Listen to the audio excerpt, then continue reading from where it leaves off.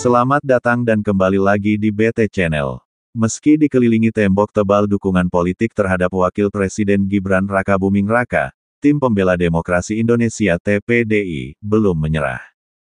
Mereka tetap percaya bahwa jalur konstitusional untuk mempersoalkan posisi Gibran sebagai Wapres masih terbuka lebar, asal ada kemauan politik dari para wakil rakyat.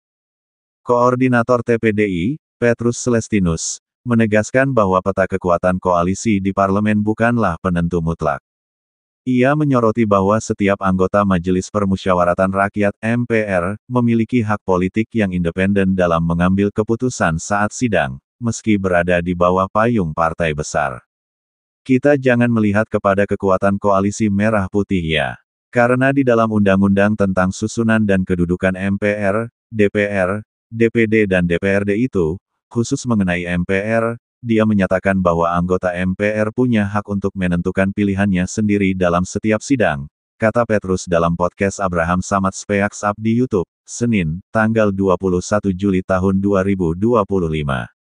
Bagi TPDI, celah itu menjadi pintu masuk untuk mendorong koreksi politik terhadap pencalonan dan pelantikan Gibran yang mereka anggap cacat secara prosedural dan melanggar semangat konstitusi. Meskipun partai politik memiliki garis komando, Petrus masih menyimpan harapan pada keberanian personal para anggota MPR, walaupun mungkin secara organisasi, secara kefraksian mereka terikat dengan kebijakan partai, tapi kita berharap kepada 1-2 orang, mungkin 3-5 orang punya kesadaran untuk punya hak suara sendiri, lanjutnya.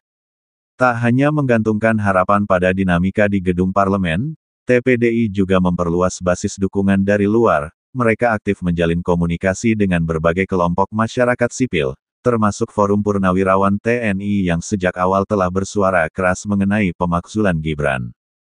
Langkah berikutnya, TPDI akan mendekati langsung para ketua umum partai politik yang punya kursi di DPR dan MPR. Bagi TPDI, diskusi ini harus melampaui sekadar strategi politik, melainkan menyentuh esensi pelanggaran konstitusi dalam proses naiknya Gibran ke kursi Wapres. Supaya ada kesadaran bersama, ada visi dan misi yang sama melihat bahwa persoalan Gibran adalah persoalan pelanggaran terhadap konstitusi. Tidak hanya mencederai Mahkamah Konstitusi yang harus dijamin kemerdekaannya, tetapi dalam proses perjalanannya menuju ke pencalonan itu juga melanggar berbagai peraturan perundang-undangan, tegas Petrus. Bagaimana menurut Sobat BT semua tentang hal ini? Silahkan beri komentar dan sarannya. Terima kasih.